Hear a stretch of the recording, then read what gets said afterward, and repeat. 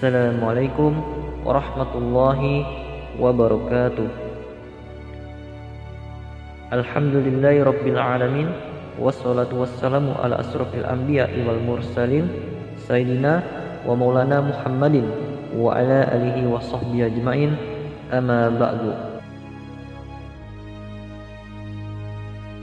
Sobat beriman rahimakumullah, pada kesempatan kali ini kita akan membahas yakni perjalanan ruh ketika meninggal dunia. Kita semua tentunya sudah sama-sama mengetahui bahwasannya semua makhluk hidup yang bernyawa pasti akan merasakan mati.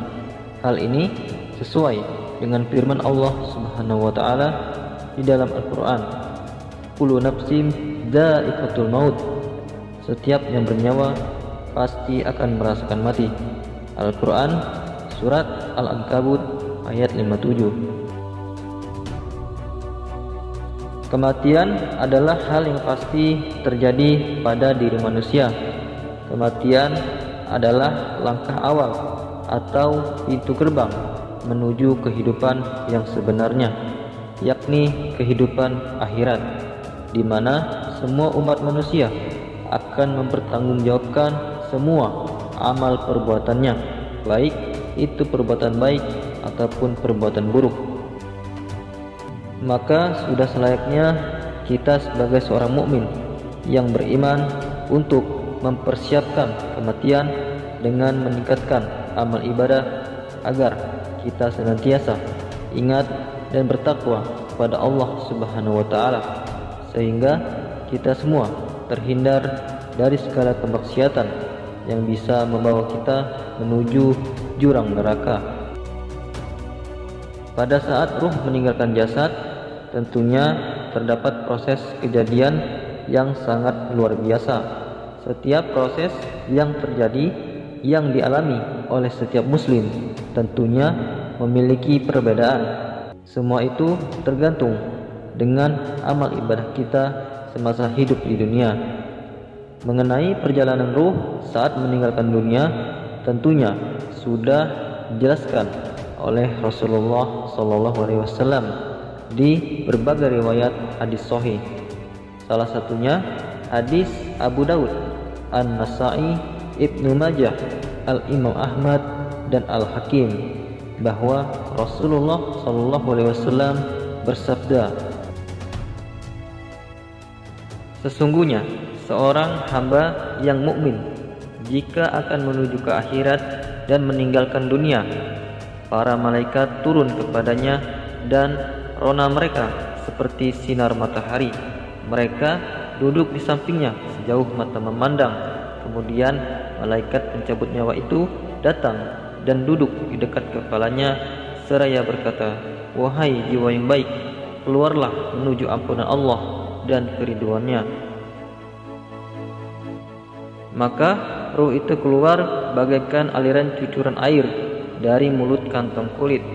Setelah ruhnya keluar, maka malaikat letakkan ruh tersebut di kain kafan.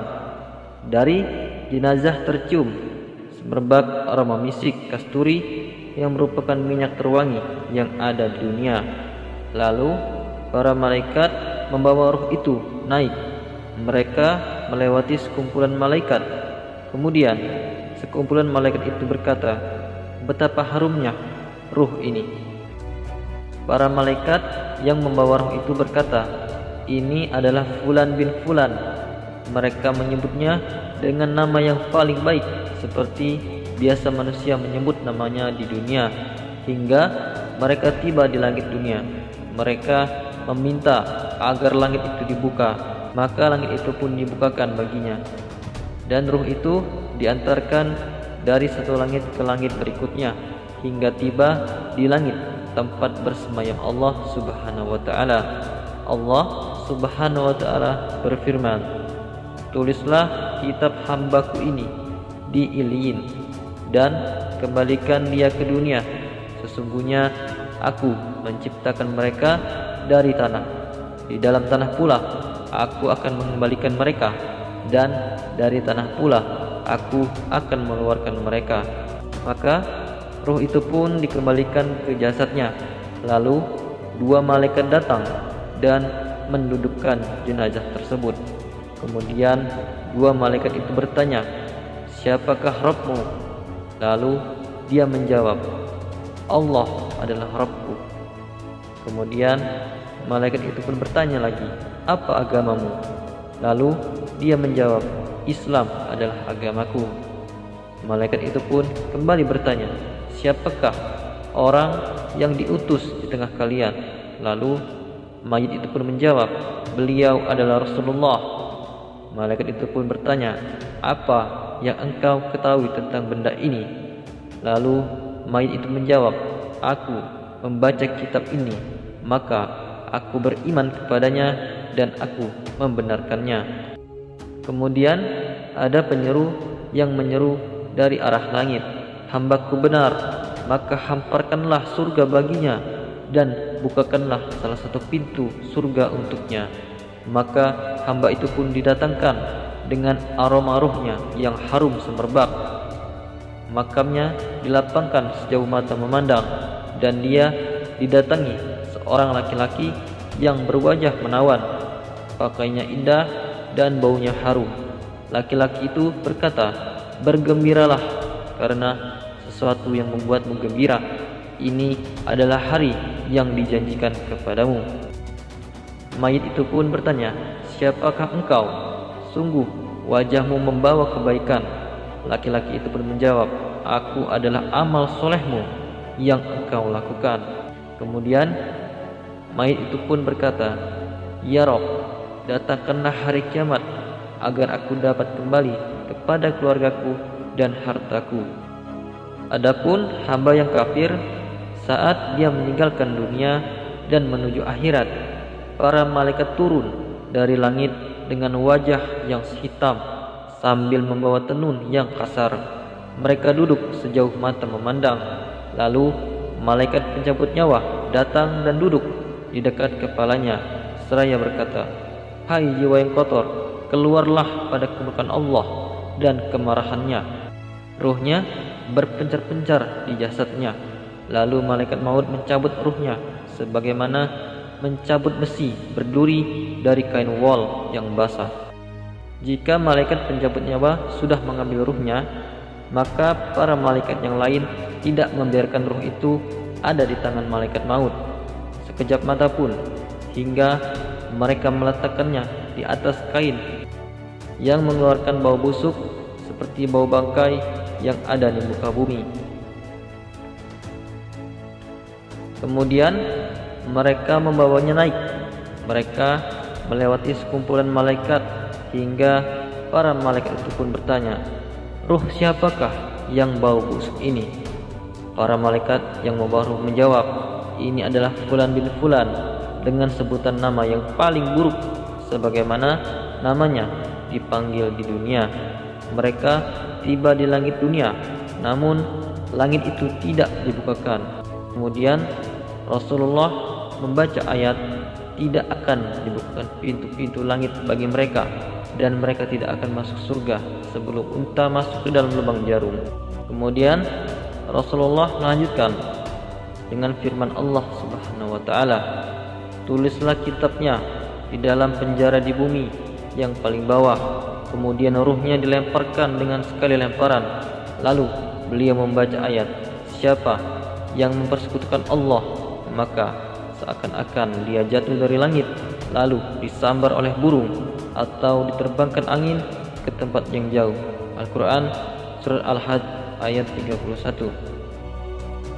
Kemudian Rasulullah kembali melanjutkan, setelah itu ruhnya dikembalikan ke jasadnya. 2 malaikat mendatanginya seraya berkata, "Siapakah Rabbmu?" Dia menjawab, Ha, aku tidak tahu." Malaikat kembali bertanya, "Siapakah orang yang diutus di tengah kalian?" Kemudian mayit itu menjawab, Aku tidak tahu." Lantas ada penyeru yang menyeru dari langit, "Hambaku ini telah berdusta, maka bentangkanlah neraka baginya dan bukakanlah pintu baginya yang menuju pintu neraka." Maka didatangkan kepadanya hawa panas dan racun neraka, maka disempitkan hingga tulang-tulangnya terlepas. Lalu dia didatangkan laki-laki berwajah menyeramkan, buruk pakaiannya, dan mengeluarkan aroma yang busuk, seraya berkata, "Terimalah kabar yang menyedihkanmu, inilah hari yang dijanjikan kepadamu." Hamba itu pun bertanya, "Siapakah engkau? Sungguh wajahmu sangat buruk." Orang yang datang itu pun menjawab, "Aku adalah amal perbuatan burukmu." Hamba itu berkata, "Ya Rabb, janganlah engkau datangkan hari kiamat." Hadis riwayat Abu Daud, An-Nasa'i, Ibnu Majah, Al-Imam Ahmad, dan Al-Hakim. Sobat beriman rahimakumullah, dari penjelasan di atas dapat kita ketahui bersama bahwasannya proses perjalanan ruh saat meninggalkan jasad sangatlah mencekam. Maka sudah selayaknya kita sebagai muslim yang beriman untuk terus senantiasa memperbaiki serta meningkatkan keimanan kita dan ketakwaan kita kepada Allah Subhanahu wa taala. Wallahu a'lam bishawab. Wassalamualaikum warahmatullahi wabarakatuh.